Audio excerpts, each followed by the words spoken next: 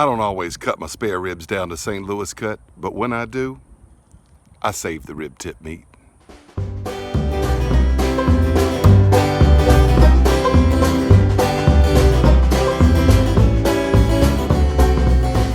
Hello, I'm Big Lou with Big Lou Barbecue and other things I want to do, and let me tell you what I've got going on for you. The folks at Barrel House Cooker sent me a new Barrel House 18C model to check out. It's their new 18-inch version of the Barrel House Cooker. And I did a review last week, test cooked some chickens, and on Sunday last week I cooked up some spare ribs. Cut them down to St. Louis cut, and I also cooked the rib tip meat, and I saved that rib tip meat. In this past week on a Tuesday night, I sat right out by this chimenea, and I cooked up some pork and beans. The rib tip meat was the pork and beans. It was the pork in the pork and beans, I should say. And I tell you what, it was really good. I did it on the hibachi feature of the Model 18C. A good hibachi ought to also work as a good charcoal powered stove, and I'll tell you what, it did a great job. Strong enough to hold the cast iron pot. And I made up some sweet and spicy pork and beans. Had some hot sauce in there, and we had some sugar in there too. It was really, really good stuff. Also grilled up some andouille sausage, and I got to tell you, I was impressed. I was impressed. So I'm going to show you how I hung the rib tip meat, how I got it cooked, and then how we put it into a pot of delicious, sweet and spicy pork and beans, cowboy beans, Boston beans, I don't know what, barbecue beans, whatever you want to call them. They were good, y'all. Big Lou Barbecue.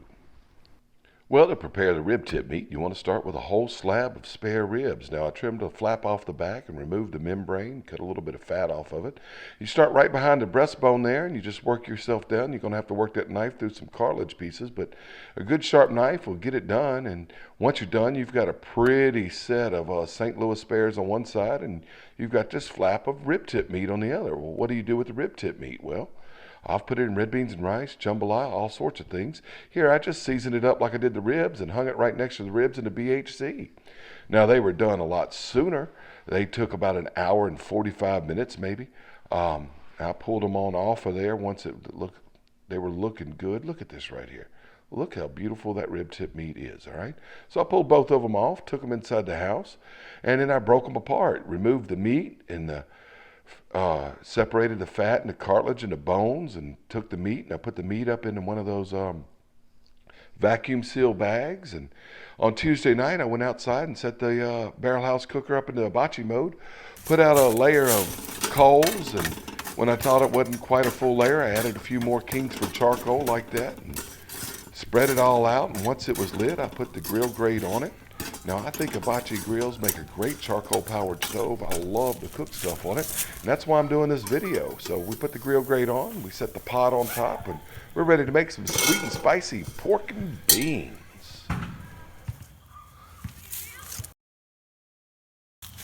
All right, got the pot on there, and what I'm gonna do now is I'm gonna put in some bacon. It's hot. A piece of onion dropped in there too. That's okay. All right, let's see if I can flip the bacon over. Should have had some tongs, but I don't, so it's cooking up nice. And it doesn't need to get too crispy because we're gonna throw it back in there, and it's gonna cook with the beans. We're gonna break it up. Just trying to get some bacon grease down in the bottom of the pan right now. All right, well, the bacon got done. Camera wasn't on, but the bacon got done. Now what I'm dumping in here is a small chopped up onion, a rib of celery, and a little bit of garlic. If I had a bell pepper, I'd use it too. We're gonna saute that down. All right, well, once the celery cooks, I got the rib meat. I put it up in one of these bags, and I'm gonna just dump it in here. This is all that rib tip meat that I pulled off. All right, been in the refrigerator for a few days, but it's fine. And of course, you could do this after you cook ribs as a side dish if you wanted to. Looks frozen, but it's not. Just been in that vacuum pack bag. We'll get all that rib meat broke up in there. Broke down. I'm gonna dump the beans in and dump some good stuff in there, all right? All right, I'm doing these ranch style beans. You can use whatever kind you want to use. Has sort of a chili powder southwestern flavor to it. You can use Van de Kamp's or something a little more plain if you want. I've kind of halfway drained it. We want this to be kind of thick. You stir them in there. Get that pork broken up. Be right back. All right. What I'm going to do now is put in about a cup of brown sugar.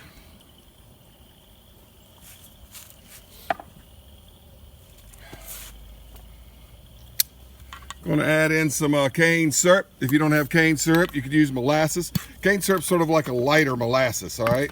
And you could use a dark corn syrup. You could use pure maple syrup if you wanted to. Use whatever kind of syrup you want. But I'm using this cane syrup here because I like it. I'm just going to drop, oops, I dropped some on the grill grate. Get off of there.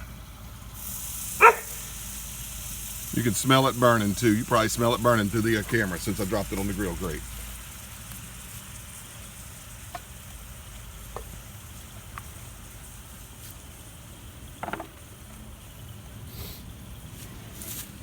Got to get it all off of there.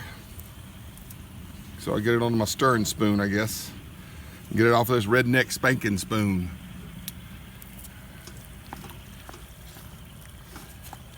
Get all that incorporated in, and then we're going to add some other ingredients. You know what? Just do that and get that off of there. Heat it up and get it off of there. All right. We're going to add a bit of ketchup. And Sweet Baby Ray's, because my son likes Sweet Baby Ray's. I don't know how much, that much. Looks right to me. A little bit of yellow mustard.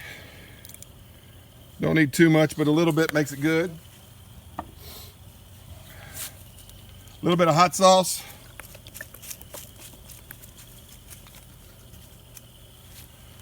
A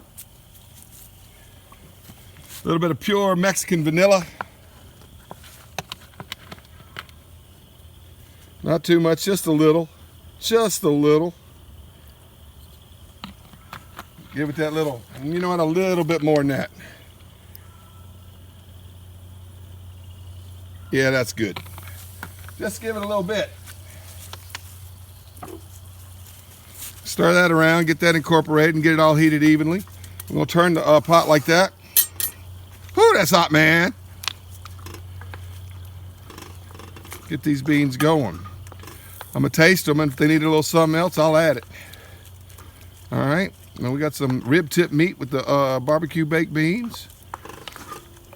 Not baked beans, but stovetop cooked beans on this hibachi grill from the BHC. All right. They're cooking well. And now, a little bit of Cajun Creole seasoning. I make this stuff. This is going to be my salt, my pepper, whatever. I want a little bit of cayennes in there.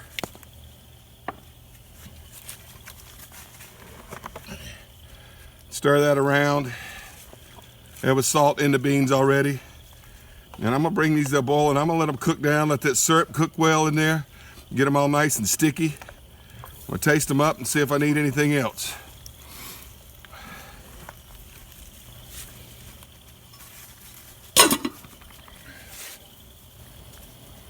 All right, got that bacon broke up.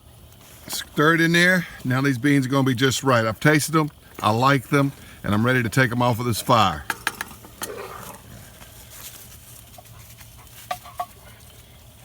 So I'm going to cover them, set them to the side, but wait, the video's not over. All right, well what I got here is some andouille sausage.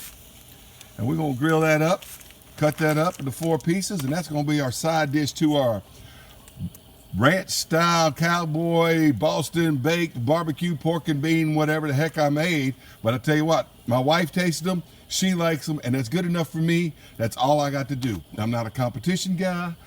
All I got to do is please my family, and the kids and the wife have already tasted the beans and they love it. All right, let's flip the sausage over. Oh yeah, it's looking good. Hadn't been on there but just a few minutes. A little bit about the hibachi. When I'm cooking with the hibachi mode here, I keep the damper all the way open. Don't worry about the sea level stuff. and the altitude. You need as much air going to these coals as you want to have.